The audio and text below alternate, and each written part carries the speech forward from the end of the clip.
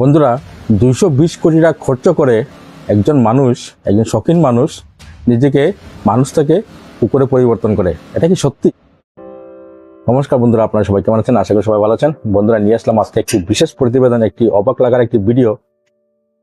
কিছুদিন আগে সোশ্যাল মিডিয়াতে আমরা দেখতে পাই, বিভিন্ন ধরনের এখানে আমরা ভিডিও ফুটেজ আমরা দেখতে পাই। এটি অবাক লাগার একটি ভিডিও। একজন বিদেশি মানুষ, উনি নিজের শখ মেটানোর জন্য 220 কোটি টাকা খরচ করে উনি মানুষ থেকে কুকুরে রূপান্তরিত হয়, মানে পরিবর্তন করেন। এটা কি সত্যি কথা না একটি গুজব?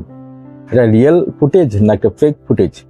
আজকের আমার এই ভিডিওতে আমি আপনাদেরকে সম্পূর্ণ এই বিষয় নিয়ে আজকে আপনার বিস্তারিত আমরা আপনাদের সবাইকে বুঝিয়ে দেবো। আপনারা ভিডিওতে সম্পূর্ণ থাকবেন এবং ভিডিওটি সম্পূর্ণ দেখবেন। একটি অবাক লাগার একটি বিষয়।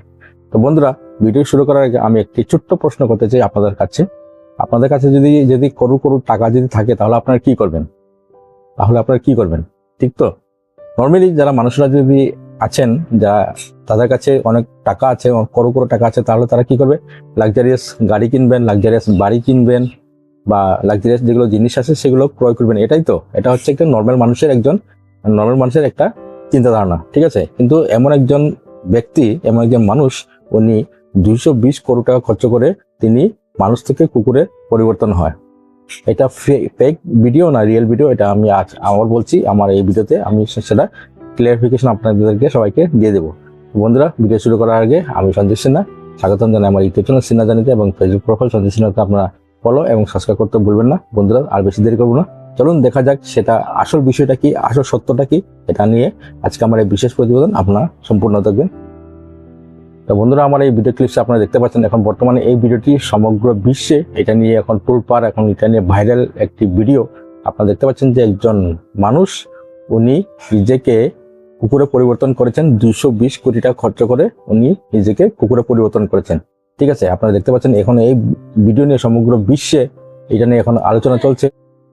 তো বন্ধুরা, আপনার এই ভিডিও ক্লিপসটি দেখলেন, দেখার পরে আপনারা মাথার মধ্যে আপনাদের চিন্তাধারণা কি সেটা আমাকে নিচে কমেন্ট করে জানাবেন। তো কথাটি হচ্ছে কি, এখন বর্তমান সোশ্যাল মিডিয়াতে এখন সমগ্র বিশ্বে এই বিষয় নিয়ে এখন জোরদার এখন এটা নিয়ে আলোচনা চলছে যে এমনও মানুষ আছে এই পৃথিবীতে যারা তাদের চিন্তাধারণা একটু ভিন্ন ধরনের, ঠিক আছে? তারা চিন্তাধারণা একটু অন্য ধরনের, ঠিক আছে?